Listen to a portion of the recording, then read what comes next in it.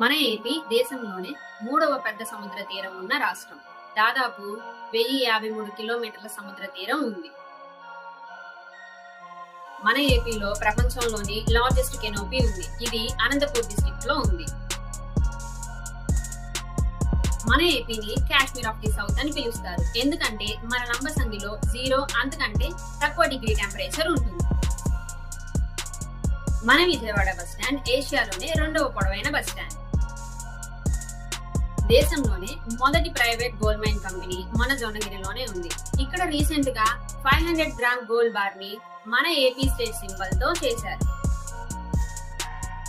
మన ఏపీ దేశంలోనే భాషా ఆధారితంగా ఏర్పడిన మొదటి రాష్ట్రం. మన దేశపు జాతీయ జెండాని మన ఏపీలో ఉన్న పింగళి వెంకయ్య గారు రూపొందించారు. మన టీటీడీ ప్రపంచంలోనే one of the richest temple. ఇక్కడికి ఒక రోజుకి 1,00,000 మంది వస్తారు. మన దేశంలో అంతరిక్షంలోకి పంపించే చాలా శాటిలైట్స్ మన ఏపీలో ఉన్న సతీష్ ధావన్ స్పేస్ సెంటర్ నుంచే వెళ్తాయి.